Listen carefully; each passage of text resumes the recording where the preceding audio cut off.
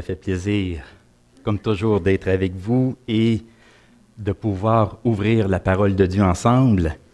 Et aujourd'hui, bon, c'est la fête des pères, alors c'est une journée importante pour tous les papas, une journée où nous voulons souligner leur contribution à la vie du foyer, leur influence dans la vie de leurs enfants.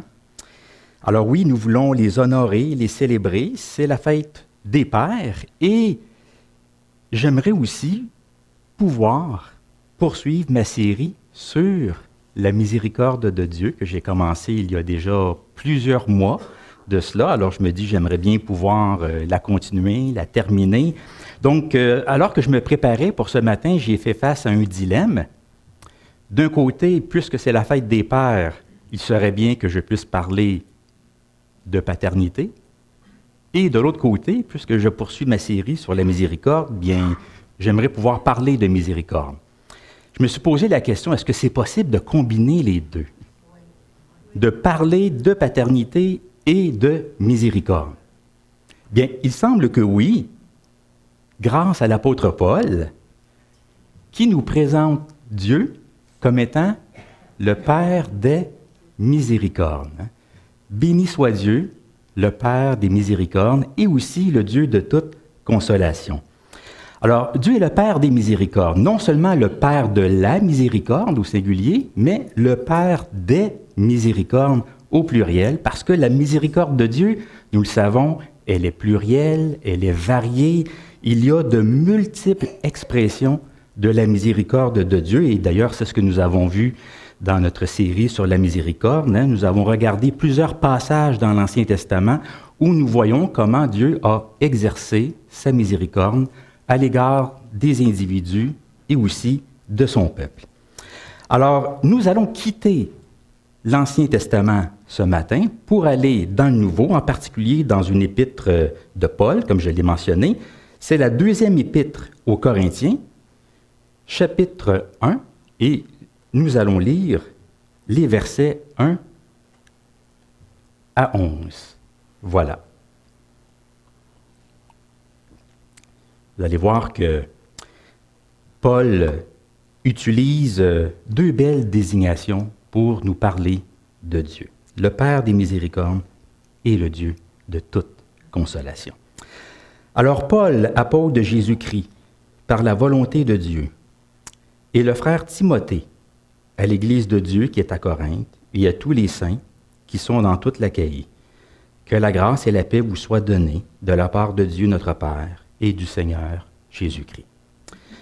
Béni soit Dieu, le Père de notre Seigneur Jésus-Christ, le Père des miséricordes et le Dieu de toute consolation, qui nous console dans toutes nos afflictions, afin que par la consolation dont nous sommes l'objet de la part de Dieu, nous puissions consoler ceux qui se trouvent dans l'affliction. Car de même que les souffrances de Christ abondent en nous, de même notre consolation abonde par Christ.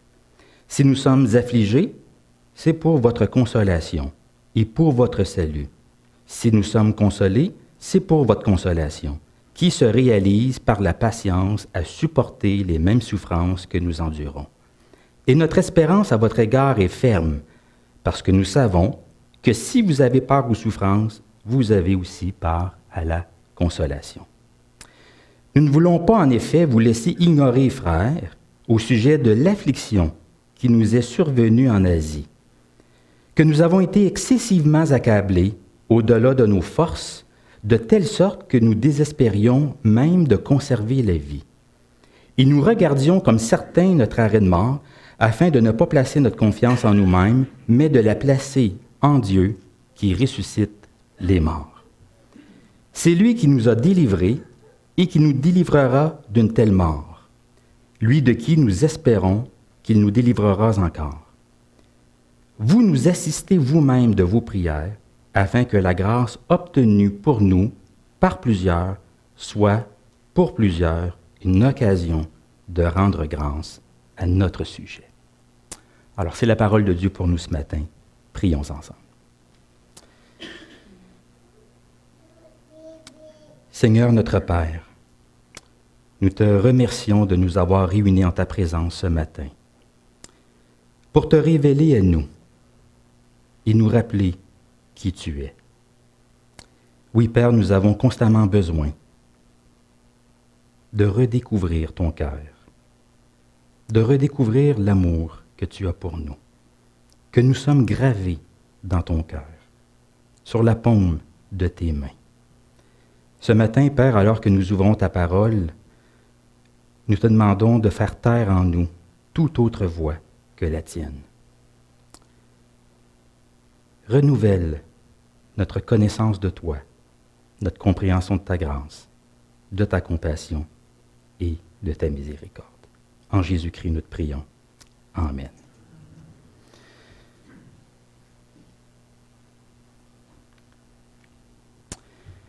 Béni soit Dieu, le Père de notre Seigneur Jésus-Christ, le Père des miséricordes et de toute consolation. C'est surtout sur cette parole que j'aimerais m'arrêter avec vous ce matin. Parce que nous avons ici une très très belle expression qui est unique dans la Bible. Le Père des miséricordes.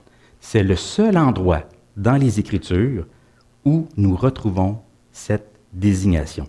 Bien sûr, les Écritures nous parlent de Dieu comme étant miséricordieux. Nous savons qu'il est plein de bonté, de grâce, de miséricorde. Nous avons vu plusieurs passages qui nous parlent de cela. Mais l'expression comme telle, le Père des miséricordes, ne revient qu'ici, dans la bouche de l'apôtre Paul. Et je ne sais pas pour vous, mais moi je la trouve fort belle, cette description. Le Père des miséricordes. Il est même assez rare dans la Bible que Dieu soit décrit comme le Père des. Nous retrouvons souvent l'expression « le Dieu de ». Mais le Père des ne revient qu'à 4 reprises dans les Écritures. Bon, le Dieu de, il y a le Dieu du ciel, le Dieu de la terre, le Dieu de vos pères, le Dieu de David, le Dieu de mon salut, le Dieu de gloire, le Dieu de vérité, le Dieu de la persévérance, le Dieu de l'espérance, le Dieu de paix, le Dieu de toute grâce, vous voyez, etc., etc., le Dieu de. Mais le Père des, c'est une expression qu'on ne voit pas souvent, seulement qu'à quelques reprises. Il y a le Père des orphelins, le Père des lumières, le Père des esprits et, comme nous l'avons ici, le Père des miséricordes. Dans le livre des psaumes, il est dit le Père des orphelins, le défenseur des veuves, c'est Dieu, dans sa demeure sainte. Dans l'épître de Jacques, il est écrit « Toute grâce excellente, tout don parfait descend d'en haut, du Père des lumières, chez lequel il n'y a ni changement, ni ombre de variation. » Dans l'Épître aux Hébreux, l'auteur écrit « Puisque nos pères, selon la chair, c'est-à-dire nos pères de ce monde, nos pères terrestres, nous ont corrigés ou disciplinés, et que nous les avons respectés, ne devons-nous pas, à bien plus forte raison, nous soumettre au Père des esprits pour avoir la vie. » Et, comme je l'ai mentionné ici, béni soit Dieu, le Père des miséricordes. On retrouve une expression similaire dans la première épître de Pierre. Pierre qui s'exclame « Béni soit Dieu, le Père de notre Seigneur Jésus-Christ, qui, selon sa grande miséricorde, nous a régénérés pour une espérance vivante. » Alors, au lieu de dire « le Père des miséricordes », Pierre écrit « qui, selon sa grande miséricorde. » Béni soit Dieu, qui, selon sa grande miséricorde. Alors, la formulation est différente, mais on voit que l'idée reste la même. On pourrait mentionner aussi dans les évangiles, on retrouve à de très nombreuses reprises la désignation de Père céleste.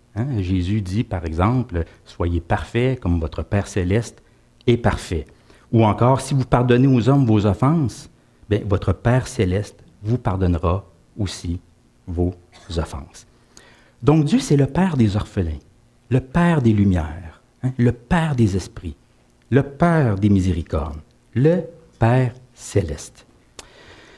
Décrire Dieu comme un père, on sait que c'est une image, c'est une métaphore, pour nous aider à comprendre qui est Dieu et comment il agit.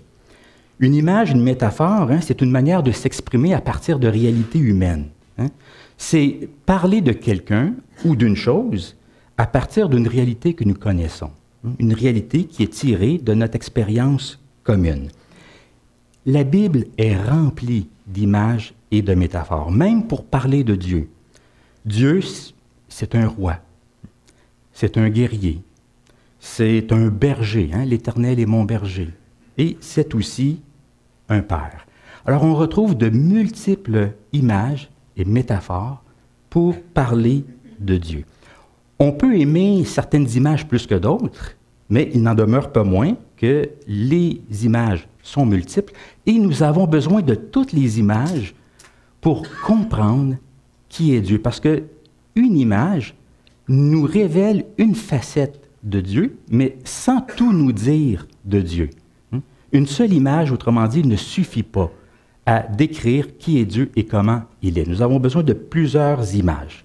Alors dire que Dieu est un père, c'est une manière de mettre en lumière l'un de ses aspects, une facette de son être. Mais attention, une image exprime une ressemblance, mais pas nécessairement une correspondance exacte. La paternité divine n'est pas identique à la paternité humaine. On ne peut pas dire que Dieu est semblable en tout point au Père terrestre, au Père de ce monde. Dieu est à la fois différent et semblable au Père humain. Et ça, je pense que c'est important de le mentionner, et la raison, elle est quand même assez évidente, c'est parce que nous, les pères de ce monde, les pères terrestres, bien, nous avons des lacunes, des imperfections, des manquements, des limites aussi. Nos enfants le savent bien. Nous essayons d'être de bons pères, mais on n'est pas toujours à la hauteur de ce que l'on veut être. Alors oui, nous avons des manquements, des limites. Alors, lorsque la Bible compare Dieu à un père, ça ne veut pas dire que la comparaison est totale. Il y a une ressemblance, mais pas nécessairement de correspondance exacte. Alors, que nous dit cette appellation sur Dieu? Où se trouve exactement la ressemblance? Qu'est-ce que c'est, d'abord pour nous, un père? Selon le dictionnaire Robert, un père, c'est un homme qui a engendré, qui a donné naissance à un ou plusieurs enfants. La définition, elle est très simple.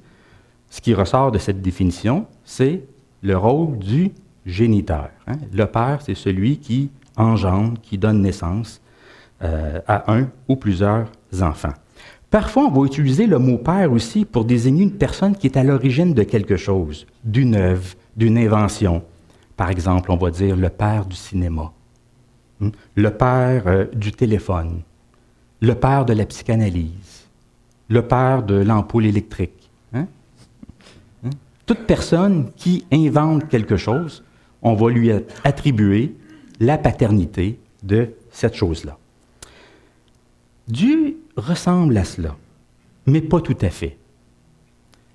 Parce que nous, lorsque nous pensons au Père, ce qui nous vient à l'esprit, comme je l'ai mentionné, c'est le lien biologique. Le Père, c'est le géniteur.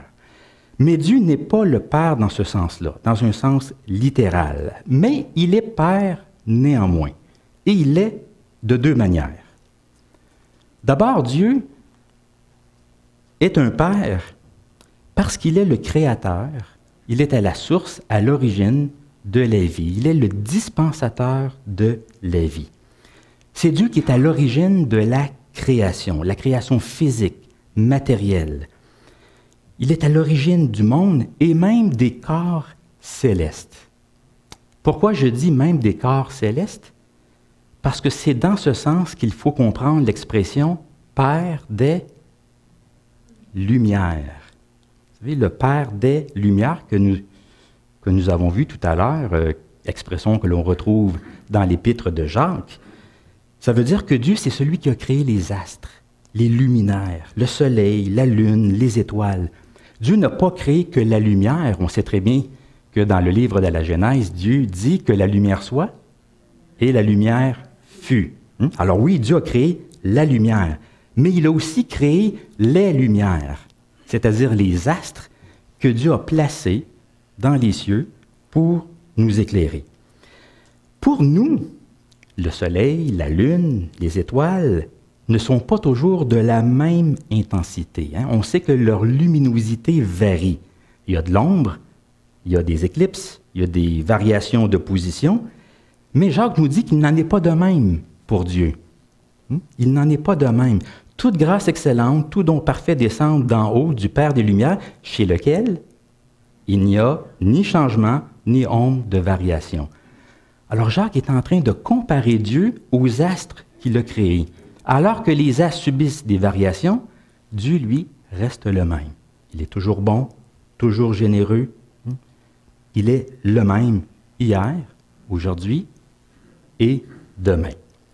Donc Dieu, c'est le Père de la création, même des corps célestes.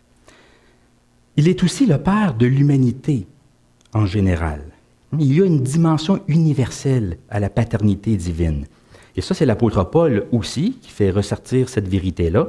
Éphésiens chapitre 3, le verset 14, il va dire « À cause de cela, je fléchis les genoux devant le Père, de qui toute famille dans les cieux et sur la terre tire son nom. » Paul est en train de dire ici que Dieu est à l'origine du monde angélique et de l'humanité. Toute famille dans les cieux, expression qui désigne probablement toutes les classes d'anges que l'on retrouve dans les cieux, et il est à l'origine des familles sur la terre. Donc, on parle de l'humanité. Dieu, c'est le dispenseur de la vie, c'est lui qui donne la vie. Il a créé le monde physique, le monde angélique et aussi le monde des humains. Donc, lorsqu'on dit que Dieu est Père, appliqué à Dieu, ça veut dire que Dieu, il est le dispensateur de la vie. Il est à la source, l'origine de toute chose. Est-ce que c'est tout? Lorsqu'on parle de Dieu le Père, on sait très bien qu'il y a plus que ce que je viens de mentionner. La paternité divine, ça exprime aussi le soin, le souci, la proximité, c'est-à-dire le lien de confiance, la protection. Est-ce que vous connaissez ce film, Fanny, un film qui est sorti en 2013? C'est un film français de Daniel Auteuil, on le voit juste ici, qui joue le rôle du père dans ce film-là. Et ce film, c'est une adaptation d'une pièce de théâtre de Marcel Pagnol, quelqu'un de très connu en France. Et plusieurs de ses écrits ont été transformés en film. On a fait des films avec ça. Et qu'est-ce que c'est que cette histoire-là? Bien, c'est l'histoire d'une jeune fille qu'on voit ici, Fanny, qui est enceinte et qui décide d'épouser un homme plus âgé qu'elle, du nom de Panis. Mais en réalité, elle est enceinte d'un jeune homme qui s'appelle Marius, mais qui lui a décidé de prendre le large, de prendre la mer. Il est parti, il explorer le monde. Alors, pour ne pas être seul et pour ne pas déshonorer la famille, parce que ce film-là parle d'événements qui se sont passés à une autre époque, c'est dans le sud de la France, à Marseille, entre les deux guerres. Donc, pour ne pas être seul, ne pas déshonorer la famille, elle décide d'épouser quelqu'un, un commerçant, qui est plus âgé qu'elle. Un homme qui va être très bon, qui va s'occuper d'elle, qui va s'occuper de l'enfant, qui va les couvrir d'attention. Mais 2 ans plus tard, on se doute bien, qu'est-ce qui arrive 2 ans plus tard? Le jeune homme, Marius, refait surface et veut reconquérir sa douce, la belle Fanny, et veut aussi faire valoir ses droits sur l'enfant. Alors là, il s'ensuit dans le film une belle et profonde discussion entre le père biologique, Marius, et le père adoptif, qui est Panis. Ils discutent à savoir, c'est qui le père? c'est qui le Père? Parce que les deux le sont, d'une certaine façon.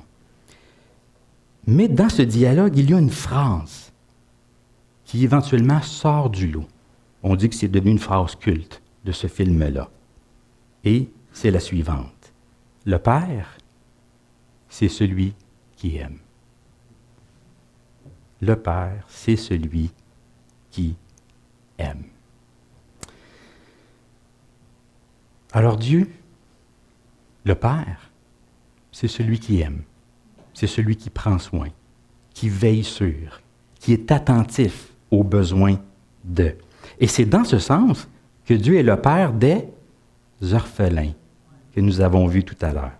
Les orphelins ont des pères géniteurs, mais ils n'ont pas de père protecteur.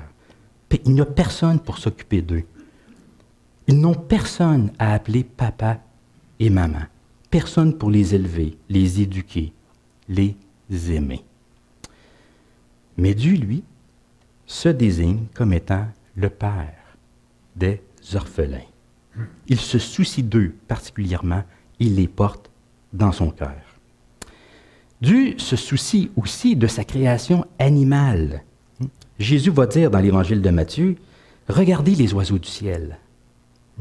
Ils ne sèment ni ne moissonnent, et ils n'amassent rien dans des greniers. Et votre Père céleste les nourrit. Votre Père céleste les nourrit. Ne valez-vous pas plus qu'eux? » Alors si Jésus montre que Dieu s'occupe de sa création animale, c'est pour dire, à plus forte raison, combien Dieu s'occupe de ses enfants. Dieu prend soin de ses enfants. Oui, d'une certaine façon, il est le Père de l'humanité, le Père de tous, mais d'une façon particulière, Dieu est le Père des croyants. Il est celui qui les a fait naître d'en haut, qui leur a donné le Saint-Esprit. Saint-Esprit qui amène les croyants à dire « Abba, Père, Papa ». Alors oui, d'un côté, Dieu c'est le Père de tous, mais il est surtout le Père des croyants. Dieu nous a donné non seulement la vie physique, mais la vie spirituelle. Alors on voit que dans la Bible, la figure du Père, lorsqu'on l'applique à Dieu, c'est non seulement celui qui est à l'origine de la vie, le dispensateur de la vie, le créateur du monde, création angélique, animale, la création physique, la création humaine, mais c'est surtout celui qui prend soin, qui porte dans son cœur. C'est celui qui aime. C'est celui qui aime. Alors Dieu comme Père, c'est une image très relationnelle, qui évoque une relation de proximité, pleine d'affection, un climat de confiance. Alors lorsque l'apôtre Paul nous présente Dieu comme étant le Père des miséricordes, c'est une expression qui combine ces deux éléments-là, ces deux notions, la source et le soin. La miséricorde, elle vient de Dieu, tout comme l'amour. Vous savez, dans la première épître de Jean, il est dit « Dieu est amour et l'amour vient de Dieu ». Autrement dit, c'est Dieu qui est à l'origine de l'amour. C'est lui, on pourrait dire, qui a le brevet de l'amour. C'est lui qui a inventé l'amour. C'est lui qui l'a mis sur le marché, autrement dit. Le brevet de l'amour, c'est Dieu qui l'a. Le brevet de la miséricorde, c'est Dieu qui l'a aussi. Dieu est rempli de miséricorde. Il a des entrailles de miséricorde. C'est lui qui est à l'origine de la miséricorde. Ce n'est pas un être humain, ce n'est pas un être angélique, ce n'est pas un extraterrestre. L'apôtre Paul va nous dire que c'est le Dieu et Père de notre Seigneur Jésus-Christ. Béni soit Dieu, le Père de notre Seigneur Jésus-Christ, le Père des miséricordes. Miséricorde, comme je l'ai mentionné, au pluriel, parce qu'il y a de multiples expressions de la miséricorde de Dieu. La miséricorde, c'est un amour viscéral, un profond sentiment de compassion, d'indulgence et de pardon. Alors, c'est vraiment une belle expression, le Père des miséricordes. Paul va nous dire aussi que Dieu, c'est le Dieu de toute consolation. voilà une autre manière de décrire Dieu. Dieu, c'est le Père miséricordieux, mais c'est aussi un Père consolateur. Par consolation ici, il faut élargir un peu notre compréhension de ce que c'est que la consolation. Pour nous, la consolation, c'est pas juste celui qui réconforte. Quand on dit que Dieu est un consolateur, ce n'est pas juste celui qui réconforte dans la peine, qui allège les fardeaux, qui soulage la douleur morale, qui tranquillise le cœur et l'esprit. Le Dieu consolateur, c'est celui qui encourage dans l'adversité, qui soutient, qui donne la force nécessaire pour traverser ce qui est pénible. C'est que le mot consolation que nous retrouvons ici, c'est vraiment l'un des thèmes principaux du passage que nous avons lu. C'est un mot qui revient de très, très nombreuses reprises. C'est que le mot consolation est apparenté à un mot que l'on connaît bien, le Paraclet, qui est l'un des noms du Saint-Esprit. Jésus a promis le Paraclet, c'est-à-dire l'envoi du Saint-Esprit. Et le Paraclet, c'est celui qui vient pour aider, pour assister, pour soutenir, pour secourir. Et c'est la raison pour laquelle on va le traduire souvent par le consolateur. On pourrait le définir aussi comme étant le défenseur, l'intercesseur, l'avocat. Mais souvent, la plupart du temps, on va définir le mot Paraclet par le terme consolateur. Alors dire que Dieu, c'est le Dieu de toute consolation, c'est dire que Dieu, c'est celui qui aide, qui encourage, qui soutient, qui fortifie, qui apaise aussi, mais pas que, qui donne la force nécessaire pour endurer des situations difficiles. Et la raison pour laquelle Paul nous parle de Dieu comme étant le Dieu consolateur, c'est parce qu'à un moment donné de sa vie, il a vécu une expérience fort difficile, fort pénible. Et c'est dans cette période-là que son expérience de la consolation divine lui est devenue plus réelle, plus palpable, plus concrète. Dans le passage que nous avons lu, Paul évoque une affliction qui lui est survenue à lui et à ses compagnons. C'est au verset 8. On le voit ici. « Nous ne voulons pas, en effet, vous laisser ignorer, frères, au sujet de l'affliction qui nous est survenue en Asie. » Quelle est cette affliction? On ne le sait pas exactement. Paul ne le mentionne pas. Est-ce que c'est de la persécution, de l'opposition, une arrestation, un emprisonnement, une maladie? On ne sait pas exactement. Mais ce n'est pas le plus important. Le plus important, ce n'est pas l'événement, mais l'intensité de cet événement. Vous le savez, il y a parfois de ces événements de la vie qui sont vécus avec une très, très grande charge émotionnelle. Et c'est le cas ici. L'affliction que Paul a connue a été particulièrement intense. Et le langage qu'il utilise est très révélateur. Il dit que nous avons été excessivement accablés, au-delà de nos forces, de telle sorte que nous désespérions même de conserver la vie. Il poursuit, « Et nous regardions comme certains notre arrêt de mort. » Alors ce sont des mots très très forts ici. Paul croyait que c'était terminé, qu'il n'y avait plus rien à faire. Il était dans une impasse, dans une situation sans issue, d'un point de vue humain, du moins. Il était convaincu d'y laisser sa peau. On pourrait dire qu'il a fait une expérience de mort imminente. Pas sur le plan médical, sur le plan clinique dans un hôpital, mais du moins sur le plan social. C'est que pour lui, la mort, c'était quasi inévitable.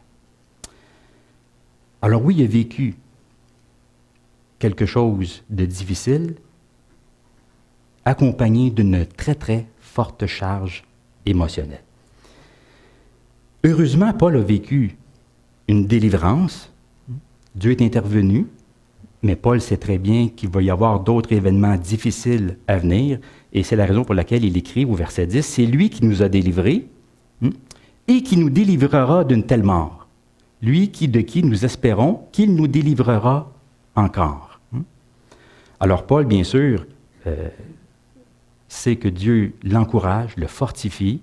Dieu l'a sorti de situations difficiles, mais il sait que la partie n'est pas encore gagnée. Alors Paul, lorsqu'il écrit « Béni soit Dieu, le Père des miséricordes, le Dieu de toute consolation », pour lui, ce n'est pas juste de la théorie, ce n'est pas juste de la théologie. Il y a du vécu derrière ça, il y a de l'expérience. On pourrait dire que c'est de la théologie pastorale, de la théologie vécue au sein de situations concrètes. Voilà pourquoi il bénit Dieu. Lorsqu'il a vécu ces événements-là, bien, la miséricorde de Dieu, la consolation divine, lui a paru comme étant quelque chose de beaucoup plus réel. Maintenant, on peut se poser la question, comment Dieu l'a-t-il consolé? Le texte ne le dit pas nécessairement. Bien sûr, Paul a vécu des délivrances, Dieu est intervenu, mais dans l'attente que la situation change, comment Dieu a-t-il soutenu l'apôtre Paul? Comment Dieu nous console-t-il lorsque nous avons des choses difficiles à vivre? Dans les Écritures, lorsque Dieu console ses enfants, si on élargit un peu notre contexte de référence, il le fait par 3 moyens. Par son esprit, par sa parole et par son peuple, ses enfants. D'abord, par son esprit. Dans l'Évangile de Jean, je l'ai mentionné tout à l'heure, le Saint-Esprit est présenté comme étant le consolateur, donc le paraclet. C'est celui qui assiste, qui accompagne, qui soutient. Pas juste celui qui soulage dans la peine, c'est celui qui exhorte, qui conseille, qui marche à nos côtés. Et ça, c'est une œuvre de Dieu en nous, dans notre cœur. C'est une infusion de sa grâce en nous. Alors, du sein de sa détresse, nul doute que Paul s'est tourné vers Dieu dans la prière pour chercher secours et soutien auprès de Dieu, et pour qu'il soit fortifié par son esprit. Par exemple, dans Éphésiens, chapitre 3, voici ce que Pierre écrit. « C'est pourquoi je fléchis les genoux devant le Père, de qui toute famille dans les cieux et sur la terre tire son nom, je l'ai mentionné tout à l'heure, afin qu'il vous donne, selon la richesse de sa gloire, d'être puissamment fortifié par son esprit dans l'homme intérieur. Que le Christ habite dans vos cœurs par la foi et que vous soyez enracinés et fondés dans l'amour. » Alors, voyez l'expression, d'être puissamment fortifié par son esprit dans l'homme intérieur. Si on poursuit un petit peu plus loin, « Or, à celui qui, par la puissance qui agit en nous, peut faire infiniment au-delà de tout ce que nous demandons ou pensons, à lui, la gloire dans l'Église et en Christ Jésus, dans toutes les générations, au siècle des siècles. » On pourrait mentionner aussi un verset qu'on connaît très bien, Philippiens chapitre 4, les versets 6 et 7. « Ne vous inquiétez de rien, mais en toute chose, faites connaître vos besoins à Dieu par des prières et des supplications, avec des actions de grâce, et la paix de Dieu, qui surpasse toute intelligence, gardera vos cœurs et vos pensées en Jésus-Christ. » Ça, c'est l'œuvre de l'Esprit en nous. La consolation divine, c'est une infusion de force divine qui permet d'endurer patiemment et paisiblement. Dieu console aussi par sa parole. L'apôtre Paul, cette fois-ci dans l'Épître aux Romains, voici ce qu'il écrit. « Tout ce qui a été écrit d'avance l'a été pour notre instruction, afin que par la patience et par la consolation que donnent les Écritures, nous possédions l'espérance. » J'aime cette phrase. La consolation que donnent les Écritures. Les Écritures sont pleines de ressources, pleines d'espérance. Et lorsque Paul écrit cela ici, il ne fait pas nécessairement référence à un événement en particulier ou à un texte. Il fait allusion à l'ensemble du témoignage biblique. Parce que dans la Bible, nous apprenons à découvrir Dieu, comment il est, comment il agit, quel est son caractère. On voit sa patience, son amour, son pardon. C'est en lisant les Écritures qu'il se dégage de ces textes une image de Dieu qui devient consolatrice pour nous. La Bible, elle apporte une consolation à ceux qui la lisent, à ceux qui la méditent. Hein? Lorsqu'on plonge nos regards dans les Écritures, les Écritures nourrissent la foi, la confiance, l'espérance. Dans les Écritures, il y a une multiplicité de thèmes qui peuvent nous encourager. L'amour de Dieu, la présence de Dieu, la bonté de Dieu, le pardon de Dieu, la providence de Dieu, l'espérance de la vie éternelle, de la résurrection. La parole de Dieu, c'est un instrument de consolation. L'Esprit Saint nous console, oui, dans nos cœurs, en nous, mais il le fait souvent par l'intermédiaire des Écritures. Et finalement, mais Dieu console par son peuple. Et on le voit très, très bien, un peu plus loin, toujours dans la deuxième épître aux Corinthiens. Voici ce que Paul écrit au chapitre 7. « Car depuis notre arrivée en Macédoine, notre chair n'eut aucun repos. Nous étions affligés de toute manière, lutte en dedans, crainte au-dedans. Mais Dieu, lutte au dehors et crainte au-dedans. Mais Dieu qui console ceux qui sont abattus, alors c'est Dieu qui console, mais il le fait comment? Il nous a consolés par l'arrivée de Tite. Consolés par l'arrivée de Tite. Et voici ce qu'il écrit à Philémon aussi. « J'ai en effet éprouvé beaucoup de joie et de consolation au sujet de ta charité, car par toi, frère, le cœur des saints a été tranquillisé. » Le cœur des saints a été tranquillisé. Le consolateur par excellence, c'est l'Esprit Saint. Mais il peut aussi utiliser les petits consolateurs que nous sommes pour encourager les autres autour de nous. Alors voilà pourquoi Paul bénit Dieu. Il a été consolé par Dieu, consolé par son esprit, par sa parole, mais aussi par les autres, la communauté chrétienne.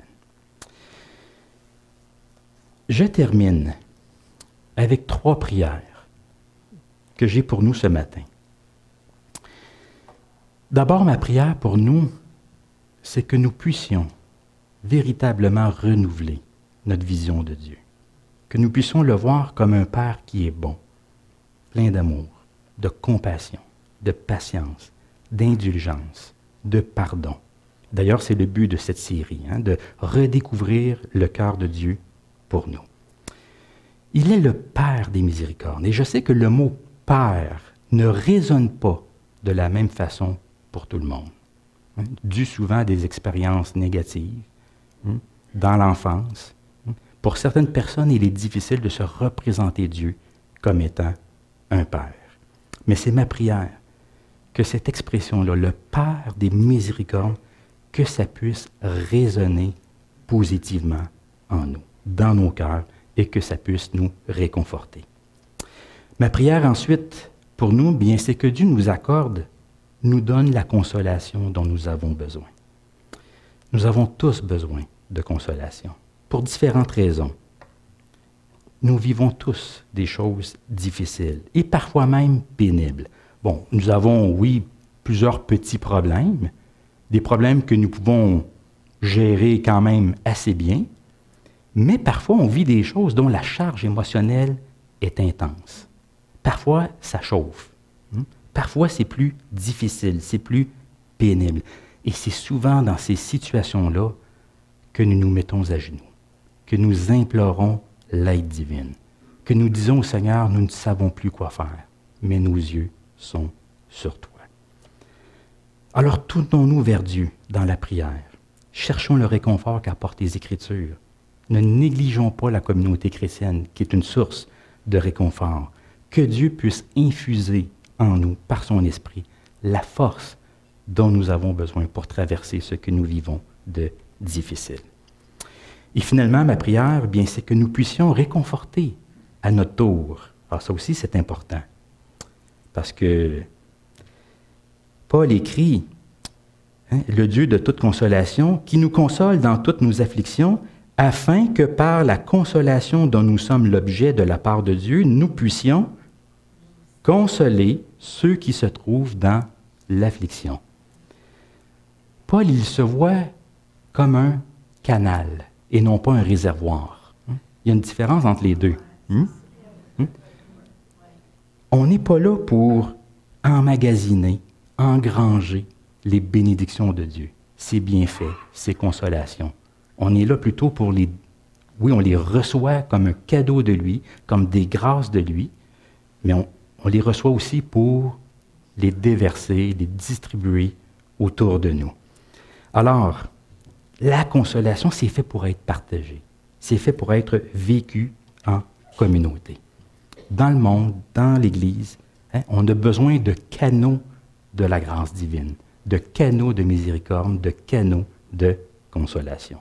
Donc, soyons des canaux et non pas des réservoirs. Alors, voilà ma prière pour nous ce matin.